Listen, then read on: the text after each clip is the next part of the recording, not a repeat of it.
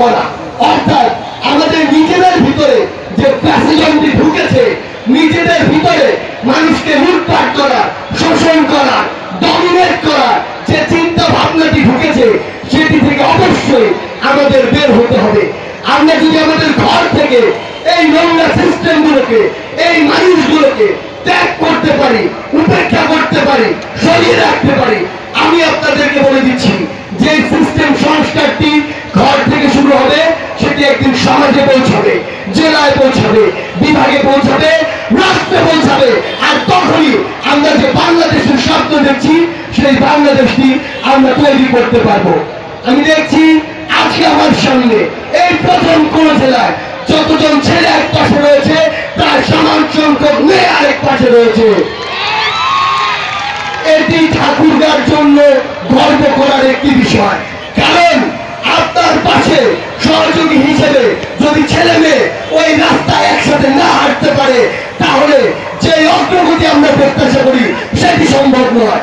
আমাদের মনে আছে যেদিন আমরা মুচি মিছিলে বুক পেতে দাঁড়িয়েছিলাম, সেদিন আমাদের সামনে আমাদের বোনেরা ব্যারিকেড হয়ে দাঁড়িয়েছিল। আর ওই যে আইন শৃঙ্খলা রক্ষাকারী বাহিনী, ওই যে পুলিশ, তাদেরও হাত কেটেছিল, তারা আমাদের বোনকে ওই গুলিটি করবে কি করবে না। সেই জায়গায় আমি আপনাদেরকে শুধু একটি কথা বলতে চাই, এই যে রাজপথ, সময়ের প্রয়োজনে আপনারা রাজপথে নেমেছেন, কিন্তু সামনের বাংলাদেশে আপনাদের মতো মেধাবীদের অবশ্যই ওই সংসদের প্রতিনিধিত্ব করতে হবে। আপনারা আপনাদের বাবা মাদেরকে বলবেন, ডাক্তার, ইঞ্জিনিয়ার, পাইলট, জজ, ব্যারিস্টার হওয়ার পাশাপাশি আমাকে দেশের সেরা একজন মেধাবী, সৎ ও ন্যায়পরায়ণ রাজনীতিবিদ হয়ে উঠতে হবে। একটি জিনিস মনে রাখবেন, এদেশের পলিসি মেকিং থেকে শুরু করে, আইন শৃঙ্খলা থেকে শুরু করে প্রত্যেকটি জিনিস ওই সংসদ থেকে নির্ধারণ হয়।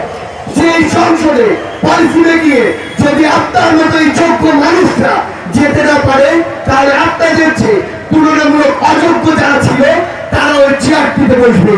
আর তারা যদি ওই চেয়ারটিতে বসে, তাহলে বিগত 16 বছরে আওয়ামী লীগ যেমন এই বাংলাদেশে একটি করাপ্টেড সিস্টেম তৈরি করেছে, সেই সিস্টেমের আবার নতুন করে একটি চলচ্চিত্রায়ন দেখা যাবে। সেই জায়গা থেকে আপনাদের প্রতি একটি বিনীত অনুরোধ, এই অন্যায় শেষ হয়ে যায়নি, অন্যায় যে দিন ছিল সেটি একেবারে শেষ হয়ে যায়নি। আপনারা যদি চান আগামীর বাংলাদেশকে আপনার স্বপ্নের বাংলাদেশের মতো দেখতে চান, তাহলে শুধু এখন নয়, আগামীতেও যে দলই হোক না কেন, যেই আদর্শেরই হোক না কেন, যেই ধর্মেরই হোক না কেন, যেই মতাদর্শী হোক না কেন, সে যদি অন্যায়কারী হয়, সে যদি চাঁদাবাজ হয়, সে যদি মানুষকে মিথ্যা মামলা দেয়, সে যদি সিন্ডিকেট চালায়, সে যদি ক্ষমতার অপব্যবহার করে, তাহলে তাকে সেই দৃষ্টিতেই দেখতে হবে এবং তার বিরুদ্ধে প্রতিবাদ করতে হবে।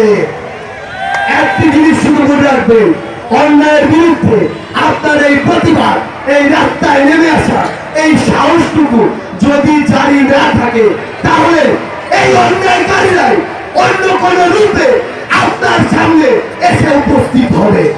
সেই জায়গা